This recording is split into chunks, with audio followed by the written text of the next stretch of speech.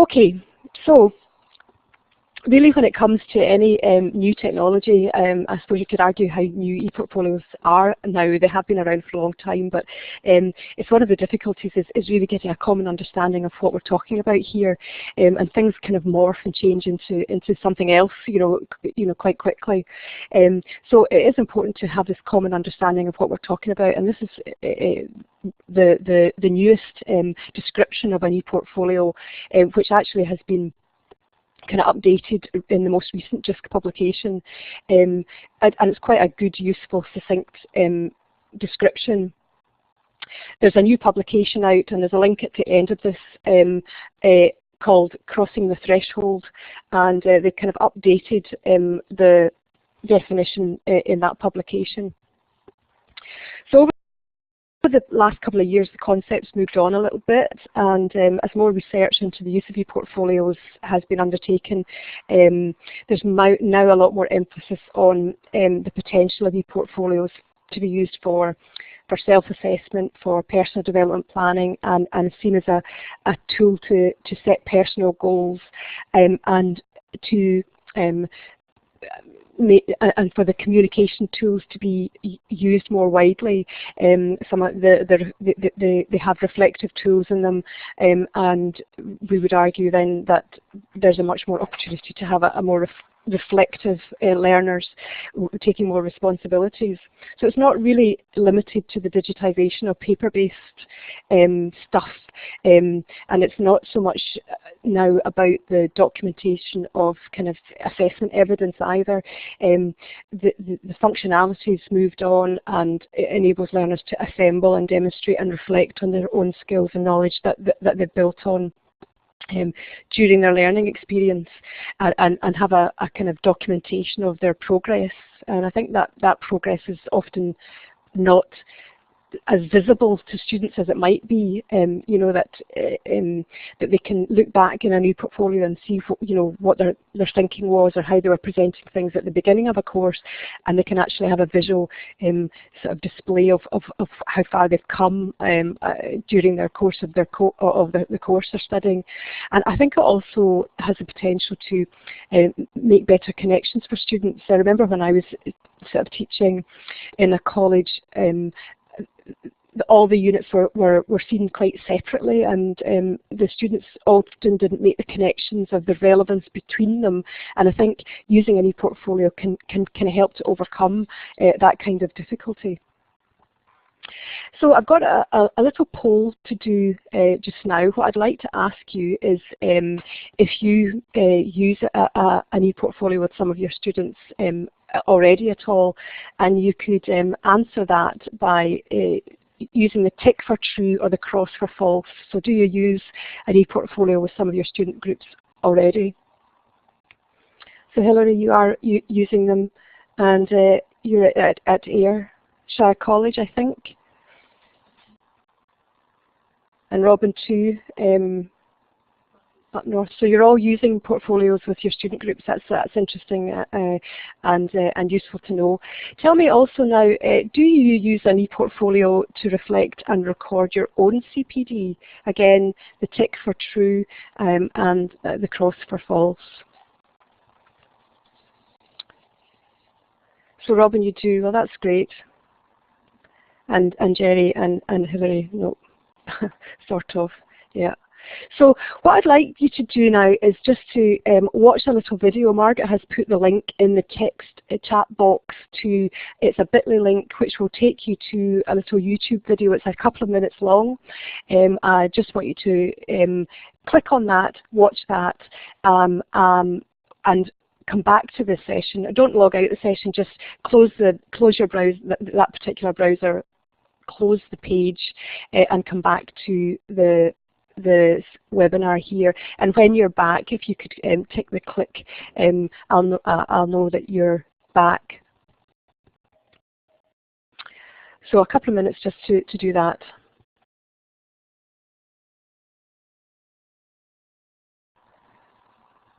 So if you're watching this, a rerun of this, bear with me, a couple of minutes of silence, and then we'll be going back to resume the session.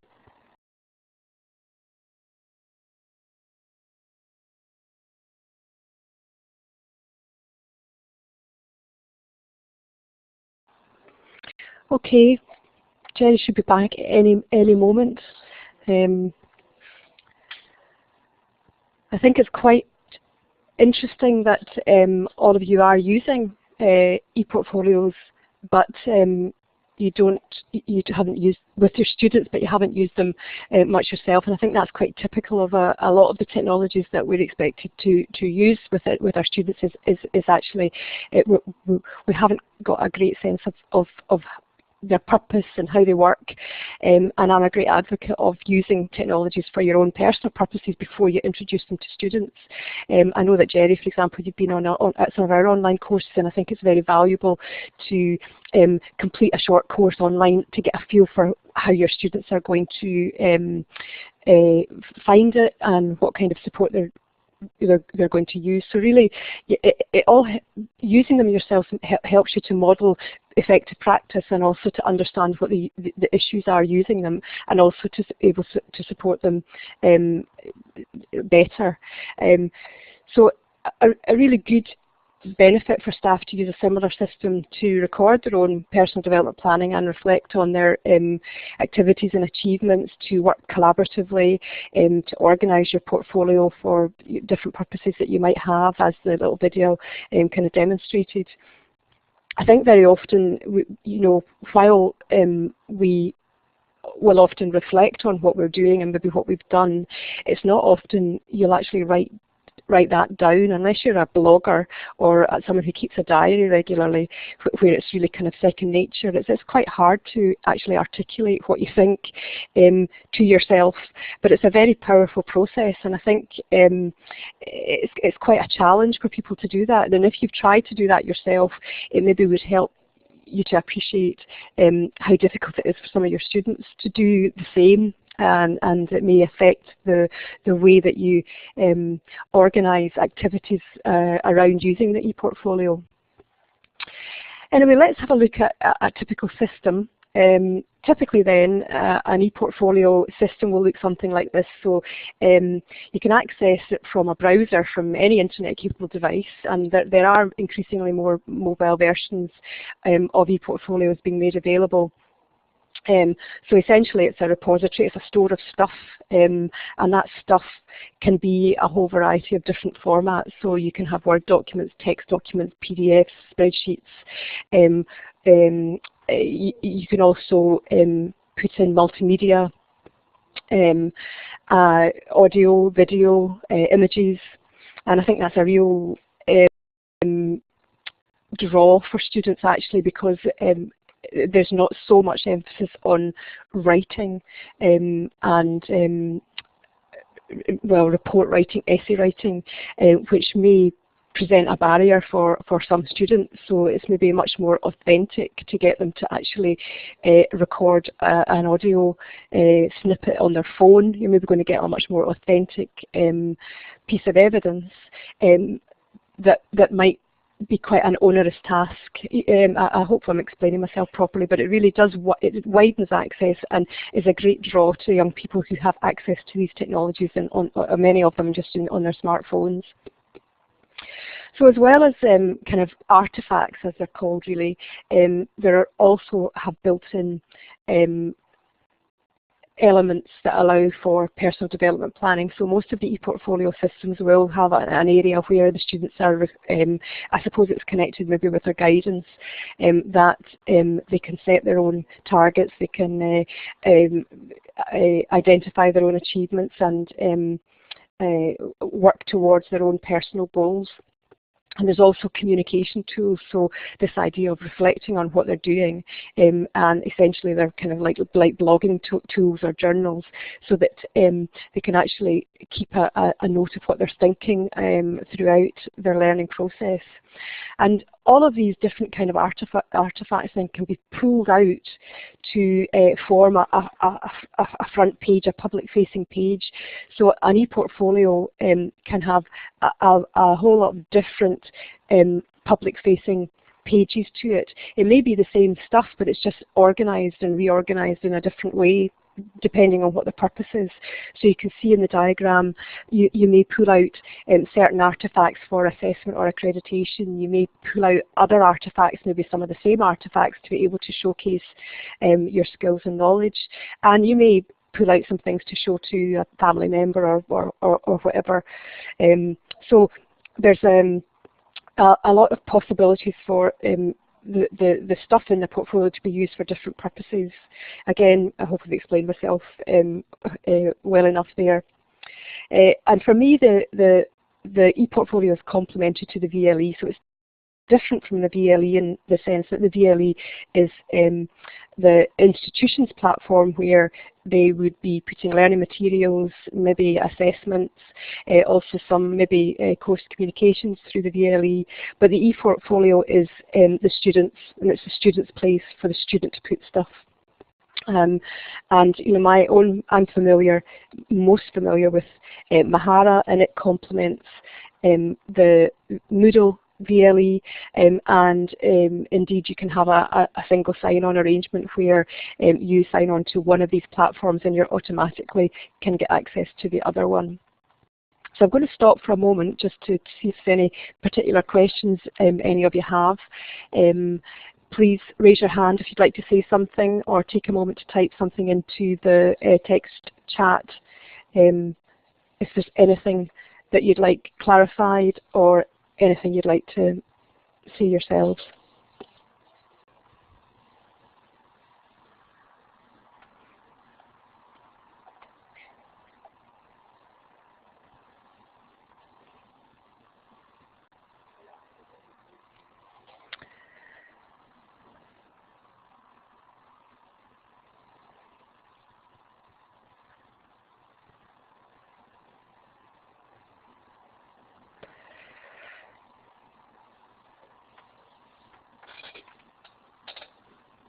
Okay, well good. Not often people call me perfect. I made my day. Anyway, well, I'm glad that there's a common understanding, and I think people are a bit further forward than they might have been a few years ago with the whole idea of the concept of the e-portfolio. So what I'd like to look at is how you would categorise or characterise an e-portfolio, and I think a good way to do it, which has been done in the past, and it works quite well in my mind, is to split the e-portfolio into really by purpose, and really research is supporting that in identifying the purpose of the e-portfolio is quite critical to how they might then be used. So it might be for academic purposes, it might be for career purposes, it might be for personal purposes, and now they've developed to a point where it could be all three. So it is important to understand whether they're to be used for providing evidence, providing achievement of standards, really for accreditation, whether they're to be used for reflection, whether which would kind of really be able to demonstrate personal growth and development over time. Are they to be used for personal development planning? So you may move your guidance into an e-portfolio. Or are they maybe a window for prospective employers, essentially for employment purposes? And maybe all of these, but if you can identify what you're going to use your e-portfolio for, then that will determine the type of system and the type of functionality that you need. And an institution might need more than one system, I think. So trying to get a one-size-fits-all system can really almost undermine the success of a system, because you've got these competing purposes, and I think that you really need to be clear about what you're wanting to use the e-portfolio for. And I want to unpick this a little bit more and look at a couple of scenarios. So if we look first of all at an institutionally controlled e-portfolio, that will often be more focused on the assessment of learning and really quite process driven. So it becomes a collection of evidence that's mapped to learning outcomes and performance criteria, a competency mapping, if you like. And there are a few that are used quite widely in the sector. The SQA, they used one called DeskSpace. I mean, maybe you've used some of these yourselves. They had a Skills for Work program a couple of years ago, and it was based on a system called PebblePad. There's another one that I'm less familiar with called Proof Positive that I know that some people use. And the Learning Assistant, one called Learning Assistant, is a City and Guilds system. And actually we've just a new case study that we've put online from Dumfries and Galloway College. And they're using Learning Assistant along with their VLE within hospitality non-advanced courses, and that means they're completely paperless now. So between the VLE and their Learning Assistant, there is no paper exchanging hands, and you can read about that, and Margaret's kindly put the link in for you. We have a showcase that will give you the link to the whole showcase, where we have a whole nearly 200 case studies around these things, but this is quite a new one. The emphasis on these systems then is really about producing evidence for assessment purposes. The learning outcomes are all there. The evidence required is clearly stated. The documentation is geared up with that. There'll usually be some sort of automated system within the e-portfolio that updates and monitors learning progress, and I know that certainly Learning Assistant has that. The systems are already mapped, so they can be pricey, these systems. But you know, in this case study that I've referred you to, it moved the onus and responsibility for managing portfolio evidence. It moved the onus and responsibility to the student. So really, because all the criteria was already mapped, the students could identify what artefacts were relevant for particular performance criteria and learning outcomes, and that saved the staff a lot of time. The Learning Assistant was populated with the units that they were doing, and as I say, that's what can be pricey, but the alternative of actually doing the mapping internally, again, that must have been a decision that Dumfries and Galloway College took, that it was cost effective to buy into a system where it was already done, and it's been very successful. There are issues, I suppose, to be aware of when you're looking at this kind of institutional e-portfolio, in as much as that, there is a responsibility for the administration, which is quite a high administration overhead. So people logging into the system, along with, you know, in the early stages of a course, getting into, you know, every other system, getting, you know, there needs to be some sort of planning to facilitate that to be as smooth as possible.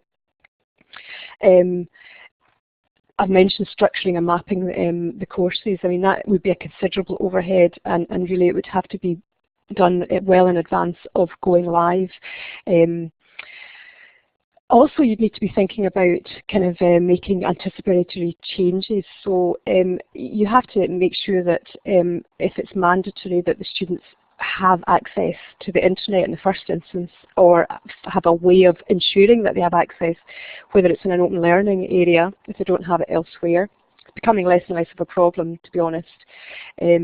But also are looking at accessible alternatives. So not only you know, allowing wider access through mobile technology, but actually looking at the system itself. And we have a number of case studies around the use of an accessible e-portfolio system called Infolio, which might be of interest, where they've tried to, you know, they've designed a system that can be used by a wide range of people that have a wide range of kind of additional support needs. So that would need to be considered as well.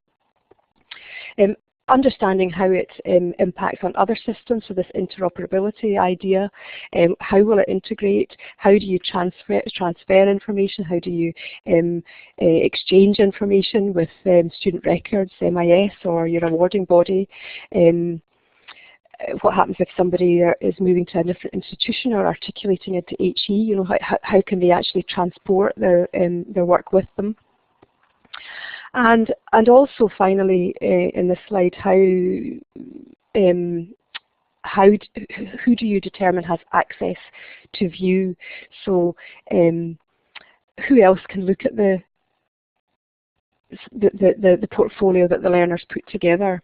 And so that might be their lecturer, other people on the team of lecturers in a particular unit. Would it be external verifiers? Would it be other students?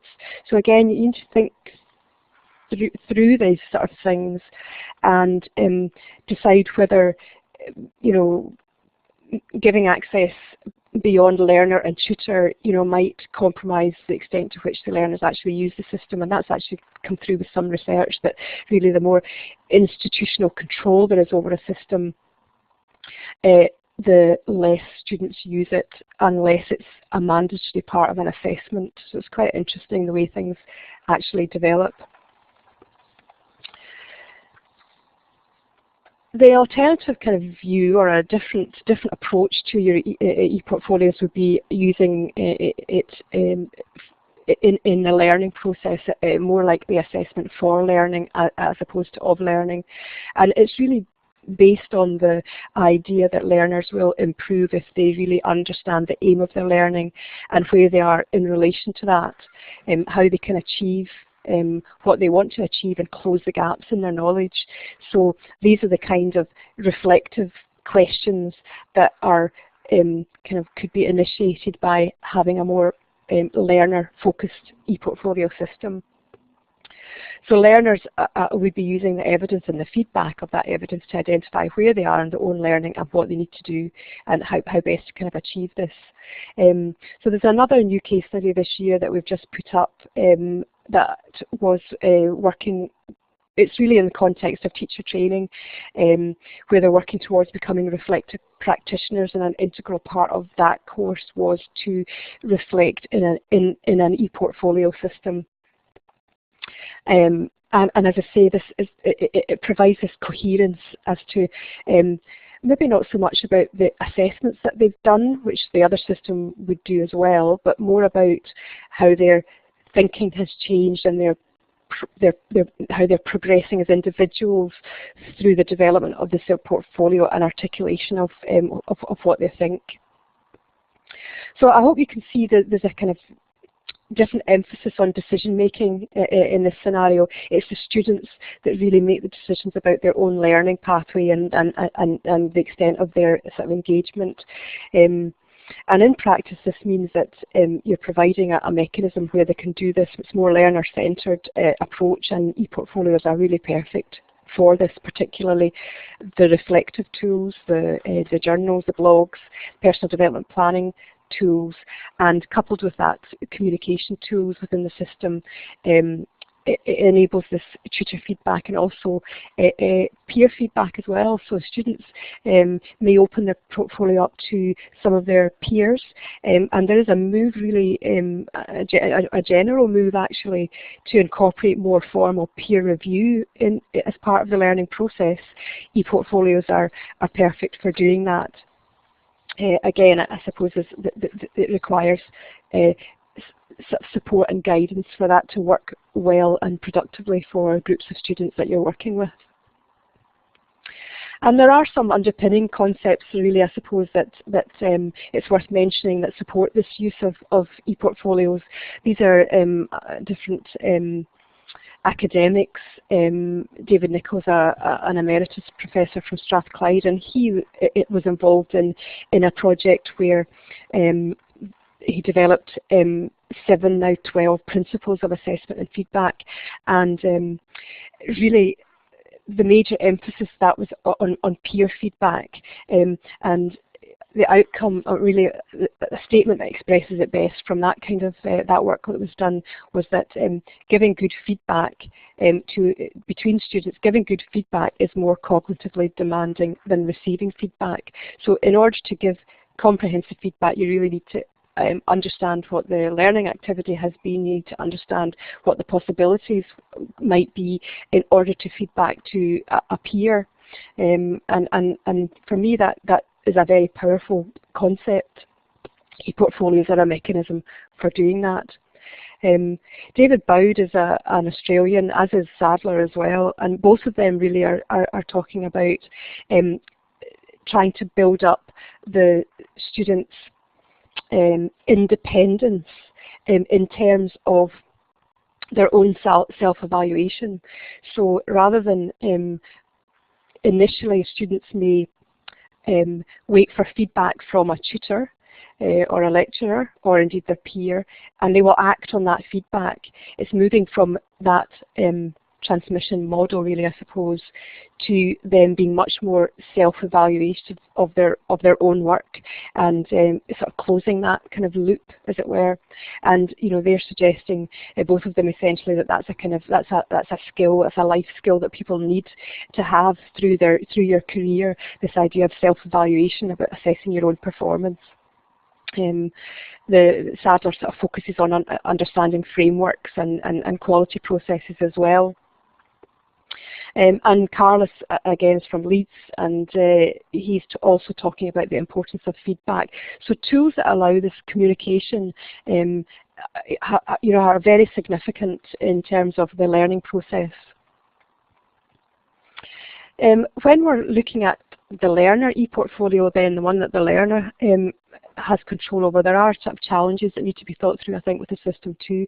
So you could argue that it's kind of higher risk, and which is maybe easier in a higher education scenario. But I would acknowledge that, and that with many of the new technologies, awarding bodies and funding organisations need to find ways of adapting their own systems as well. So very often it's a commercial imperative that will drive change and determine the speed of change. So new technologies are coming into us all the time because of their commercial imperative, but it takes a lot longer for institutions to change and adopt it. It's much slower. And so there are some issues that it's important to think through.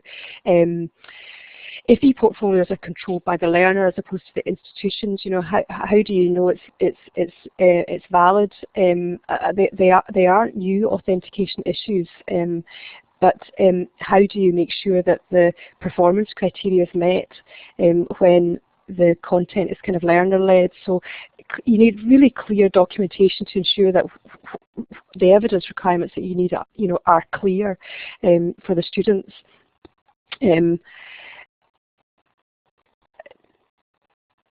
There are some issues also with the responsibility and the ownership of the content.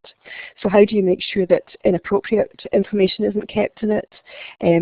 How do you make sure that copyright laws are observed? Have a look at the acceptable use policy. Is that sufficient to incorporate a new technology like an e-portfolio in terms of what is put on the system? How long should it be kept?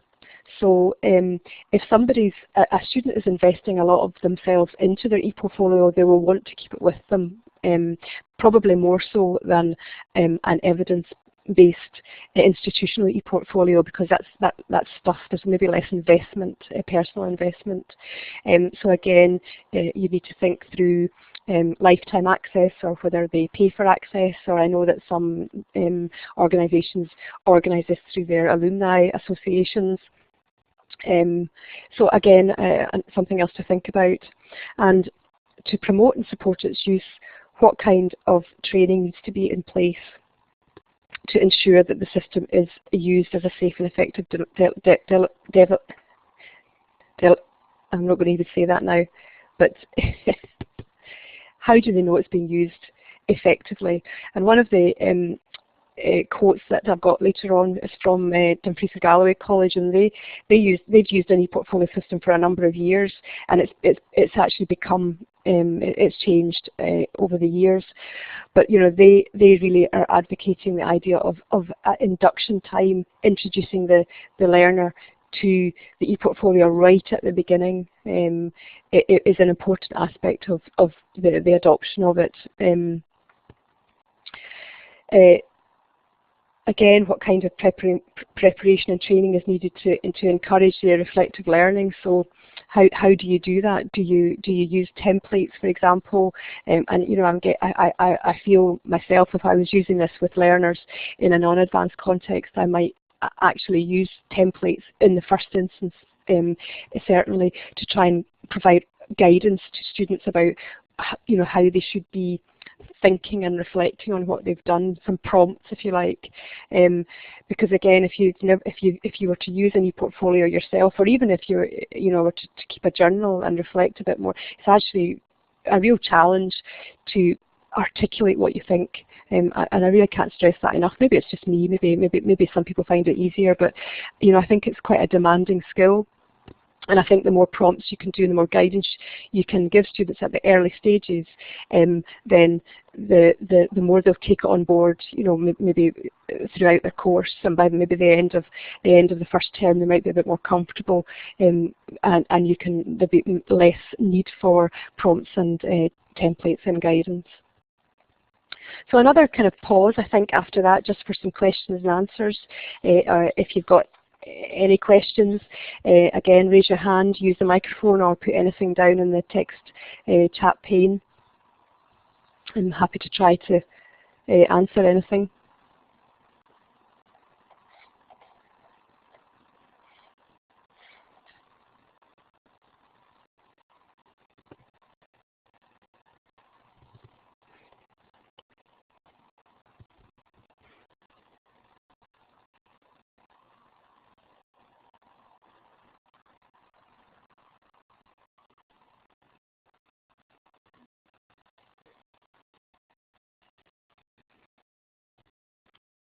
Okay, well, thanks for your comments, Jerry. I'll be interested to see what kind of feedback you get from staff over the use of Mahara. And as you know, obviously we're referring to some case studies, but our case studies are finished for this year. But you know, I'll maybe follow that up with you, Jerry, next year. You know, see if we can develop something together. So I'll take a mental note of that.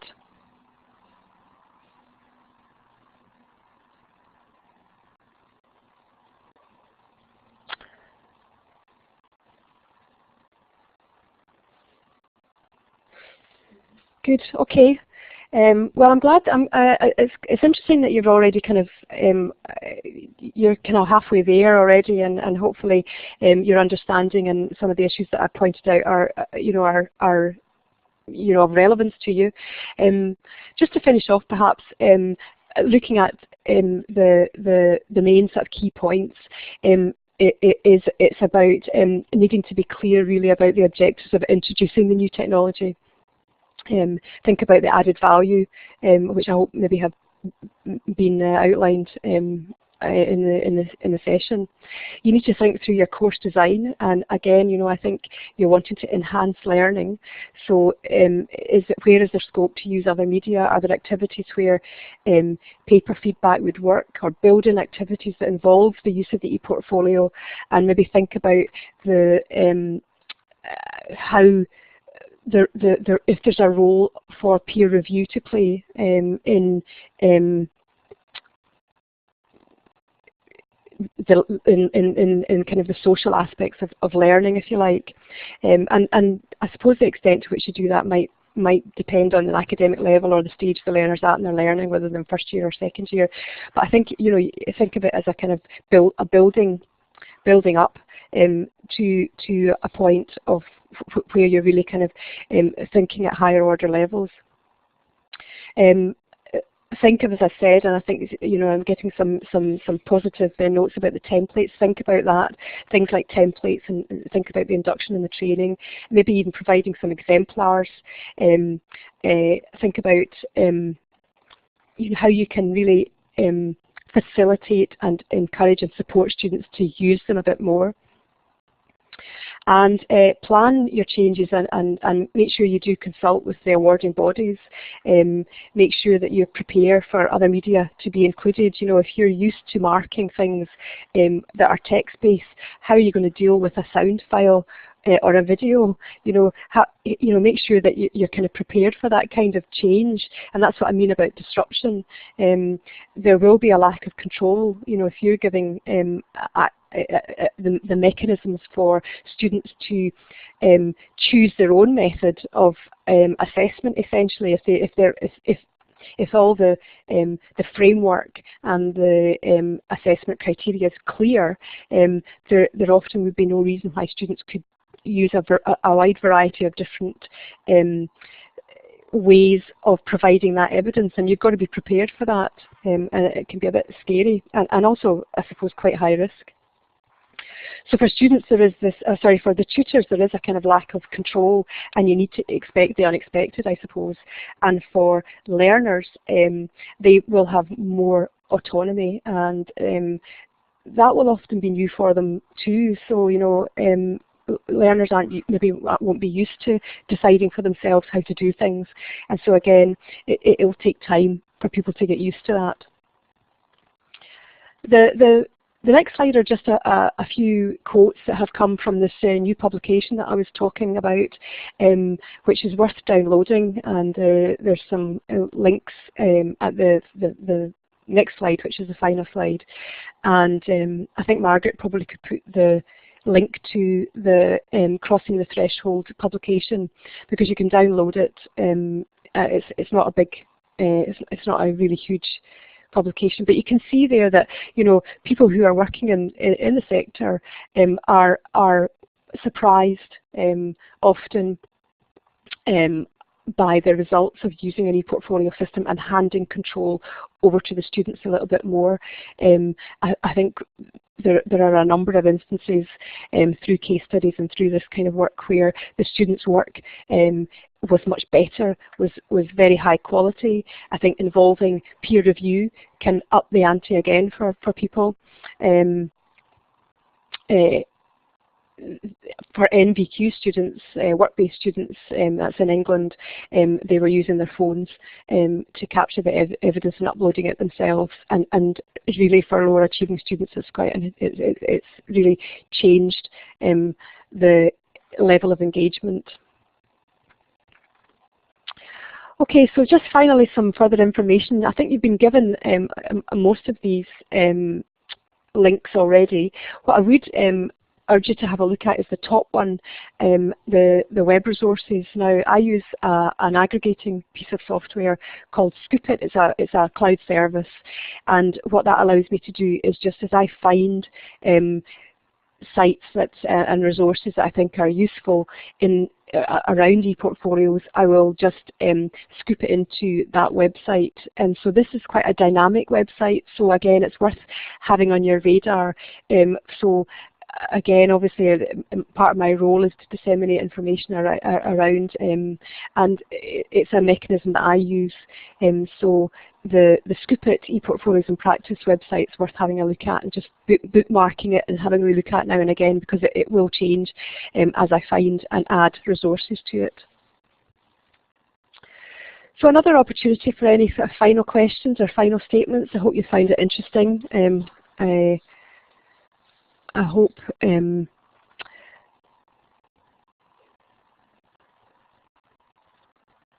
so.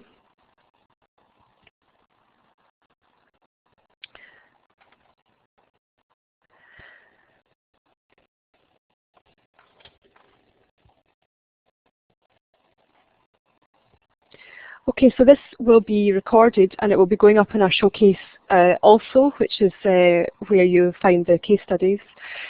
So again, feel free to, if you think it's useful for other people, send them the link. And if you have any questions at all, just get in touch with me. That's the role of us here at the RSC, is to help you to meet your own sort of goals as far as e-learning is concerned.